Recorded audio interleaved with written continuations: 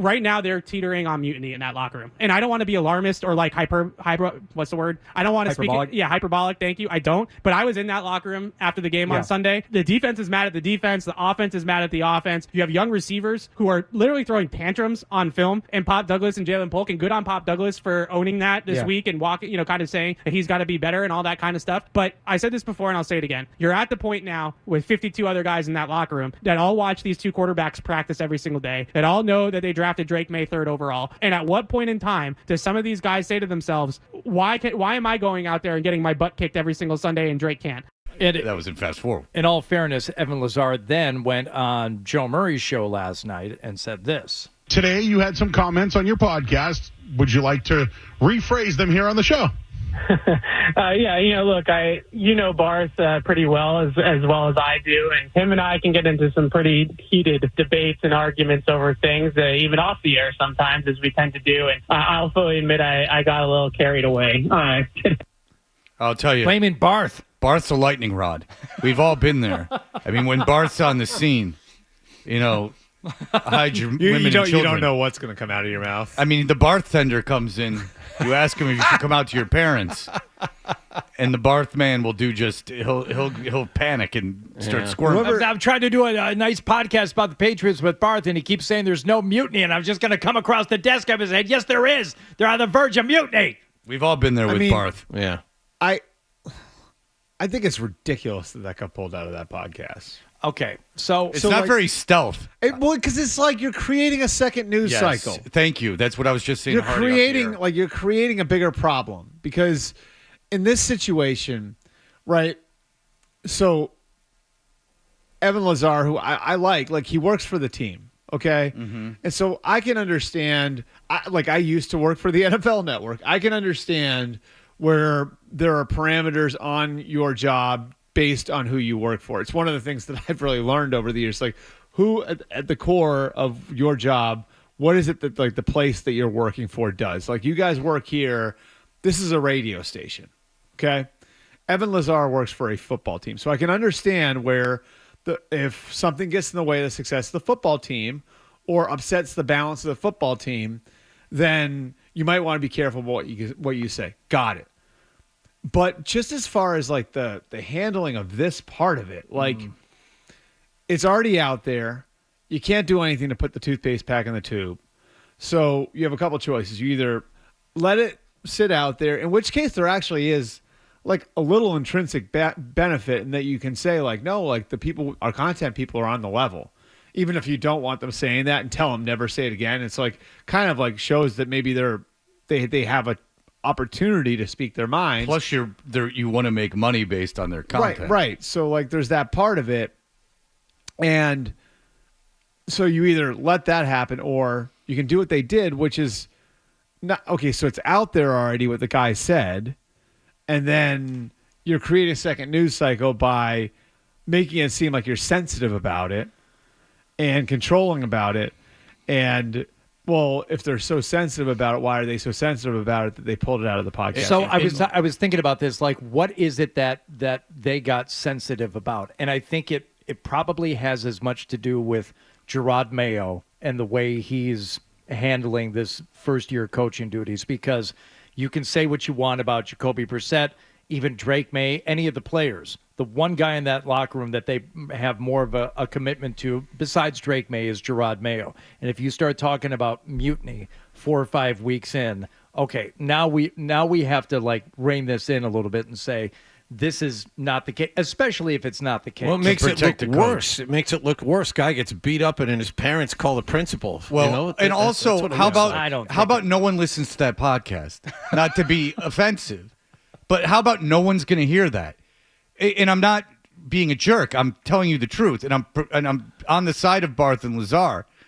No one heard it, and then you pull it, and now then it's a story. I mean, I googled Evan Lazar, and Jerry Thornton. One thing came up, and it was from Jerry Thornton on Barstool, who's friends with or friendly with Evan Lazar.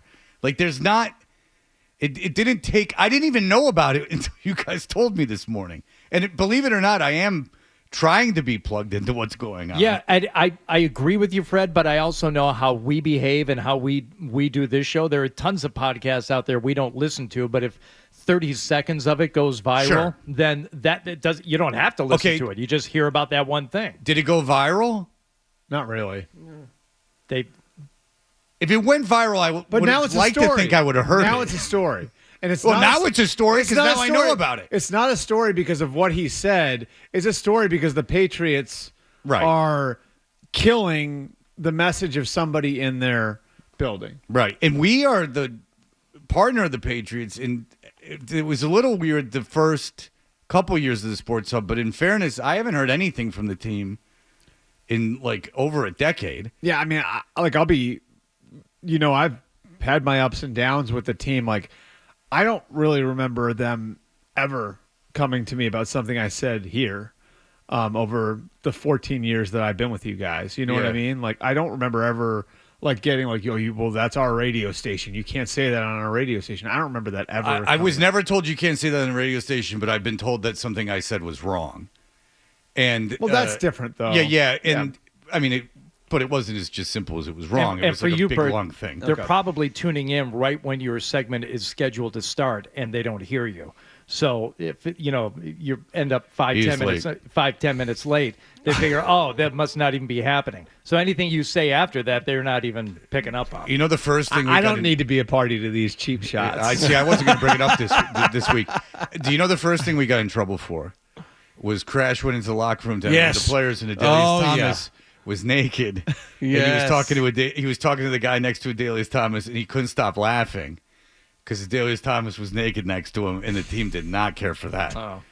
That was WBC. Was that I was here for that. No, because he was. I was here for that. He would have been. Adelius Thomas last year was 09. So what do you think? You guys. We had just started. Just started. So what do you think the sensitivity is though about this particular commentary? Do you think it has as much to do with Mayo as it does just? I think it's just sensitivity of the team as a bleep show in general, probably like that. We talked about this in the midday show yesterday. How, I think Kraft really wants to believe like there's still like this Tiffany organization, and we're above certain things, and I think that's why the broadcast teams they've drawn for the last 3 years or so, like that bothers them. They're not able to kind of peacock around on Sunday Night Football anymore. That bothers them. Yeah, you get Chris Myers. Right. You don't get instead of Chris Collinsworth. Yeah, the reason you got Kevin Harlan next week is because they're playing the Texans, right. Not because it's you. Yeah, and then we've talked about that too, right? Yes. Like where it's like when they get the big broadcast teams, it's because of the other team. Right. Yeah.